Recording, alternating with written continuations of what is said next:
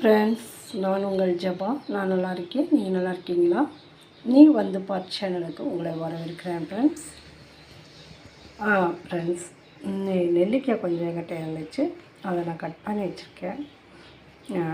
இது என்ன பண்ணலான்னா, நம்ம வந்து நெல்லிக்காய் துவையல் செய்யலாம் அப்படின்னு சொல்லிட்டு நான் வந்து எடுத்து வச்சுருக்கேன். கழுவி கட் பண்ணி எடுத்து வச்சுருக்கேன். விதையெல்லாம் நீக்கி எடுத்து வச்சுருக்கேன் ஃப்ரெண்ட்ஸ். வாங்க வீடியோக்குள்ளே போய் நம்ம நெல்லிக்காய் துவையல் எப்படி செய்யலான்னு பார்க்கலாம்.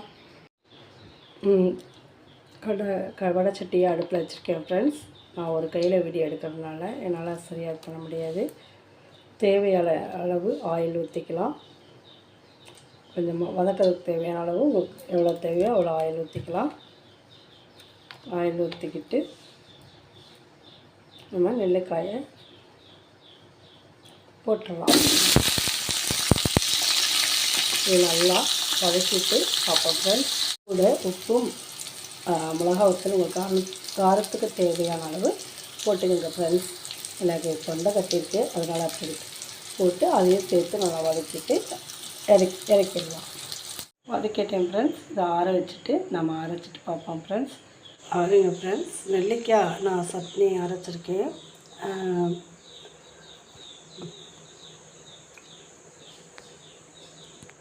நெல்லிக்காய் சட்னி அரைச்சிருக்கேன் ஃப்ரெண்ட்ஸ். நீங்கள் பாருங்கள், நான் வந்து கருவேப்பிலை இல்லை எங்கிட்ட தீர்ந்துச்சு. அதனால் வந்து இப்போ வெயிலாக இருக்கவும் எங்கள் கருவேப்பிலை மரத்துலேயும் ஒரு அவ்வளோக்கா இல்லை, நல்லா இல்லை.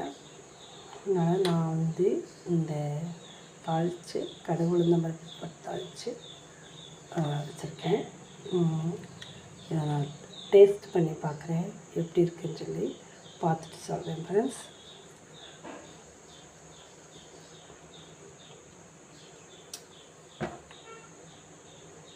உண்மையாலுமே சட்னி சூப்பராக இருக்கும். சாதத்துக்கு தோசைக்கு சூப்பராக இருக்கும் ஃப்ரெண்ட்ஸ். நீங்களும் ட்ரை பண்ணி பார்த்துட்டு கமெண்டில் எனக்கு தெரிவிங்க ஃப்ரெண்ட்ஸ். வாங்க ஒரு வசனம் பார்த்துட்டு வந்துடுவோம். ஒரு வசனம் பார்ப்போம் ஃப்ரெண்ட்ஸ். நீதிமொழிகள் 12ஆம் அதிகாரம் 27வது வசனம்.